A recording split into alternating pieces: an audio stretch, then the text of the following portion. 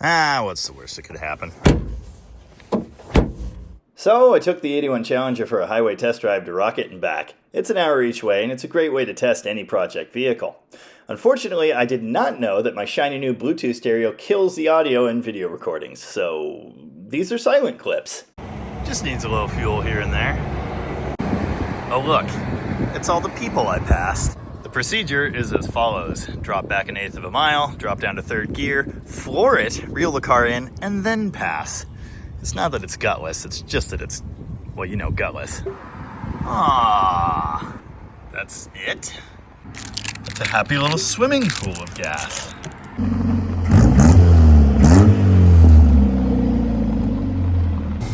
Wow, Roadrunner. Here's a silent clip of some elk.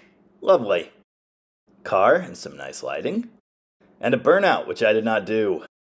Whoa, dude. Crazy looking in real life. Driving home, no drama, headlights that almost work, and the stereo that ruined all these clips. Lamp. Hi, I'm Jamie. This is Dead Dodge Garage, and this is my 1981 Dodge Challenger. But you already knew that. The more videos I make about this car, the more comments I see from people saying, I don't know why, but that thing is really growing on me. I think I do know why.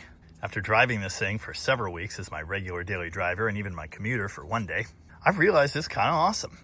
It's cheap, it's light, it's fun to whip around, it's very enjoyable.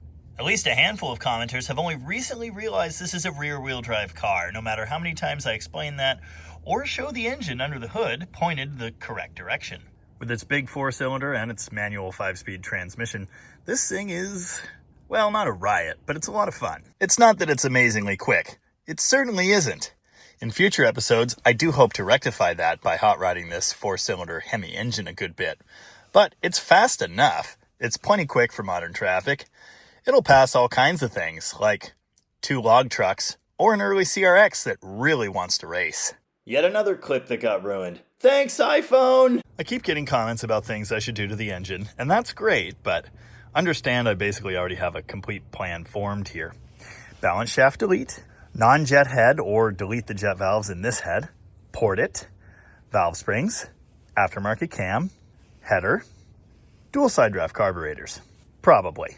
A lot of people really want to see boost in this car, and I understand that, but that's not in the immediate plan. It could happen someday, but I want to make some naturally aspirated horsepower with this thingy.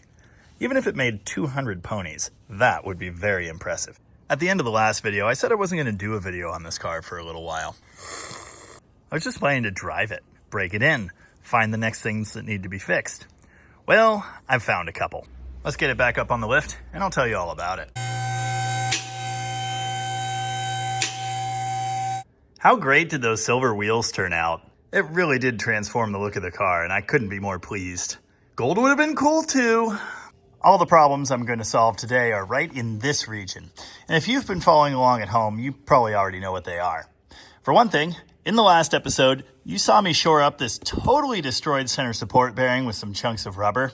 Well, they haven't fallen out, but apparently they shifted around in there because the entire driveline is now moving again a lot. And the vibration is quite pronounced, especially under heavy acceleration. Now, I've discussed in the past that these are very similar, mechanically speaking, to the Mitsubishi pickup trucks from a similar era. Those were rebadged and sold in America as the Ram 50. We do have some parts availability for those. Someone actually managed to get a hold of the service manual for this car and found a part number for the center support bearing. They looked it up, and it turns out it's actually the same one as one of those Ram 50s uses. And because they're still available, I was able to get a center support bearing.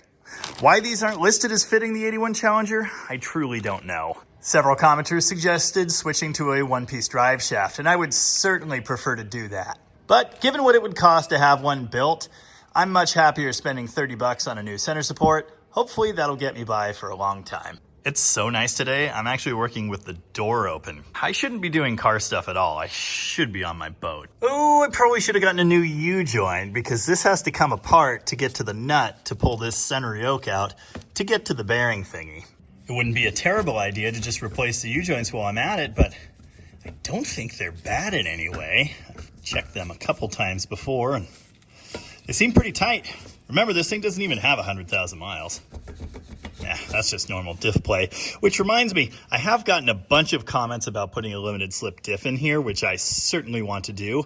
A more aggressive gear ratio would be nice too. As I mentioned, these gears are super long-legged. Apparently, the small SUVs like the Dodge Raider, or I want to say the Montero Sport, use the same 8-inch differential, and they are very likely to have limited slips and favorable gear ratios. So I will be looking for one of those as a donor. I continue to be amazed with how easily the hardware comes apart on the underside of this car. I know you Midwest mechanics are very jealous. Watch your head. Yeah, nice and easy. But is there oil in the transmission? Oh, come on. This is hard to do one-handed.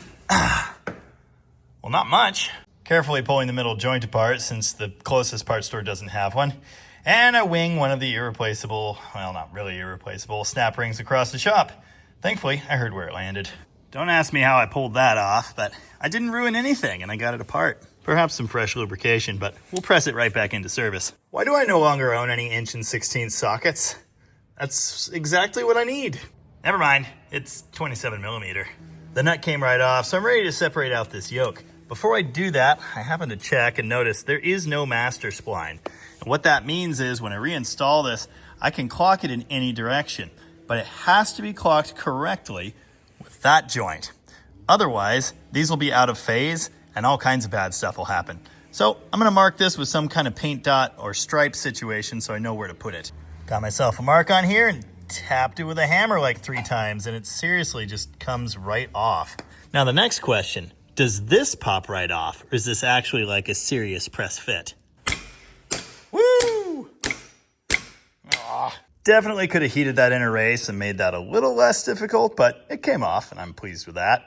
Now I have to press a new one in there. I need some kind of socket that matches the bearing and fits inside whatever sleeve thingy. When I say press, I'm probably gonna use a hammer because this drive shaft won't fit in my press. These bearings are not necessarily symmetrical. There may be a front and a back, but it looks like this one is. Can't see any difference in the spacing. There's no different lip from side to side, so I don't think it matters. I've got my paint mark matched up, but I decided to double check this before I moved on. I came up with what I thought was a really good idea to check these things with a level. Well, the bubble's just to the left there, and on this one, it's massively to the left. And no, that's not one spline, because one spline, hold on, looks like that. So then it's the other way, hold on, that much. So these joints were never phased correctly, ever, from the factory. And yes, my level's garbage, but that's fine. This is close enough. This is what we're stuck with. Apparently this end of the shaft is welded on at the wrong angle. But I don't know, my paint mark matches and it's as close as it can be. So I guess I'll just send it, as the kids are saying. Also, I'll put these pins back where they came from. That's a mess. I got the bearings started, maybe halfway in place by smacking it with a hammer. Now I've got the yoke in place, as close to straight as it can be, and I'm just sucking it down with a nut. Ugh, don't do that, that's bad. Okay, I guess it's tight. Reunited, and I haven't even ruined anything yet. Back on the ground. Unfortunately, the day kind of escaped me because I had to fix some really crappy valve seats for a Chevy-powered boat.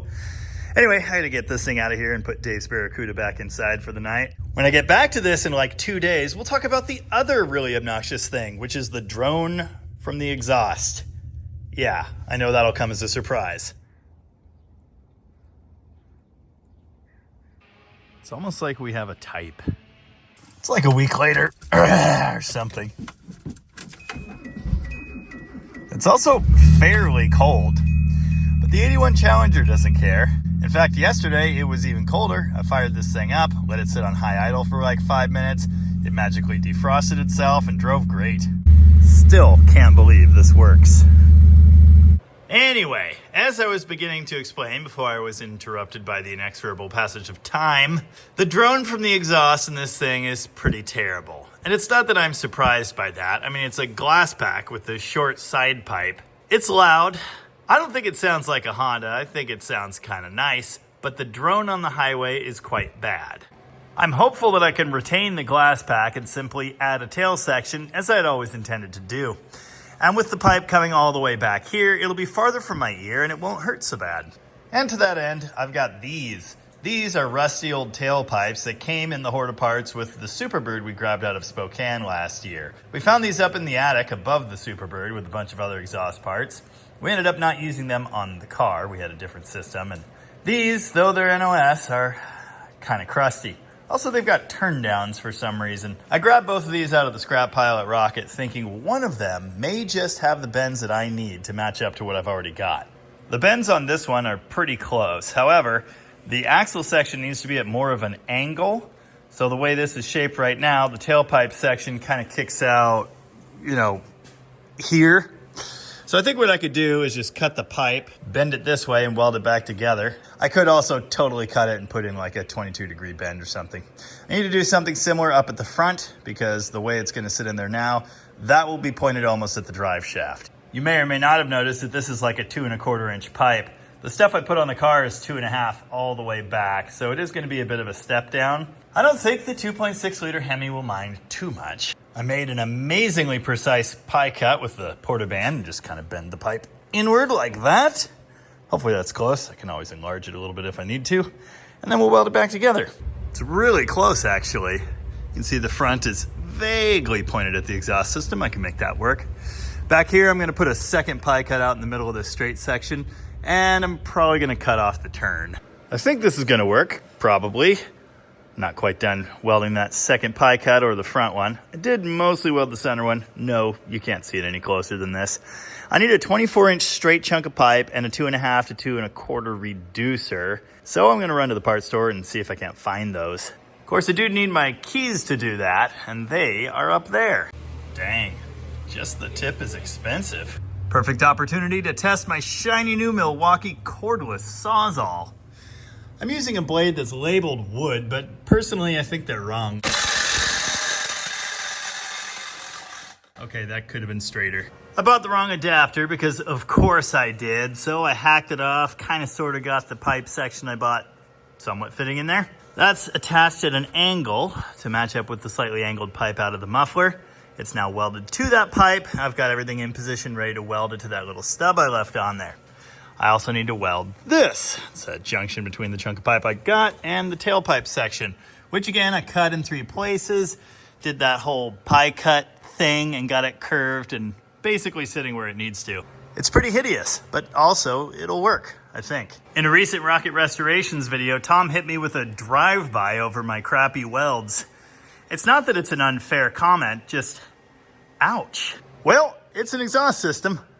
The mounts I came up with are a little janky, but it is attached to the car, and if you expected any better than that, well, you might be watching the wrong channel. Now, I know someone out there is wondering, so I'll let you know now. In spite of all of the great reminder comments, I still haven't changed the oil. And this would be the perfect time to do it, although I need to warm it up a little bit. Unfortunately, I really need to get this car off the lift and out of here. I'm totally out of time. So, later, someday, I'll change the oil. Man, I missed the side exit pipe already. It was so cool.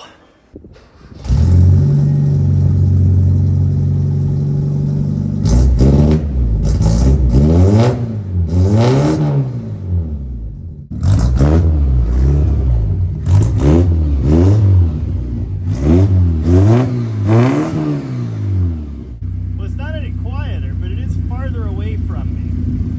It's blowing little smoke rings.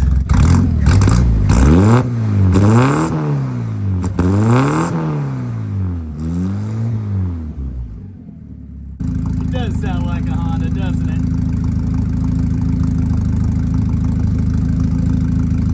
Dude, how am I only just noticing this adjustable lumbar support lever?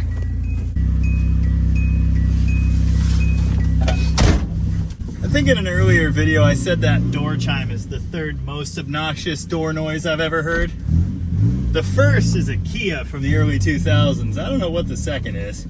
The single greatest door chime noise I've ever heard was Africa by Toto.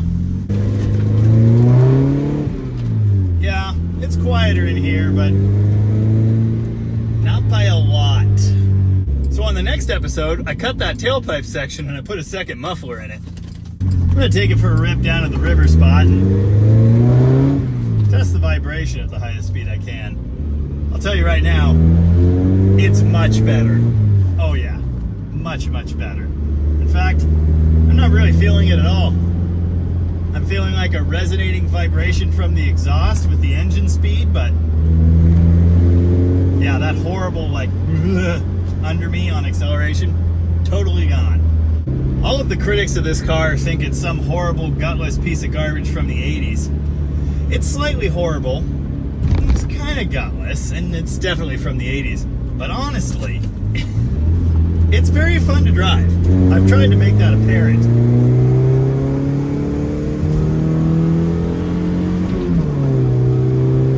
I still think firmer springs, whee, frosty spot, oh good. That was cool. Notice I didn't slam on the brakes. Big brain time. Anyway, bigger sway bar, stronger springs, maybe adjustable coilovers. I don't know. Perhaps a rear sway bar. It drives quite nicely, but in the corners, you know, you get a little bit of body roll. I don't like that. Putting the tailpipe on it sure didn't make it quiet, but I do think it's an improvement. Won't know for sure till I do another highway cruise.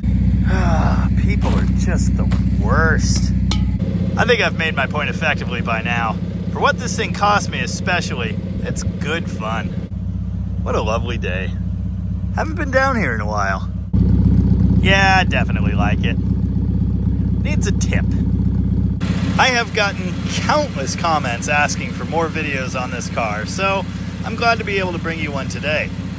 What I said before is still the case though. I'm not ready to tear into this engine. I don't have all of the parts I need to do the hot rod stuff I have in mind, so for now I'm just kind of letting it ride. I don't want to give you mindless updates every couple weeks if there's nothing worth seeing, so that's kind of where we're at. Subaru. Subaru noises. I know everybody wants to see hot rod 4-cylinder Hemi stuff. All in good time, Reginald. Easy. Easy. Anyway, hopefully you enjoyed that. Look forward to more updates coming soon. Until then, as ever, thanks for watching. And remember, this is an 81 Honda. How dare you?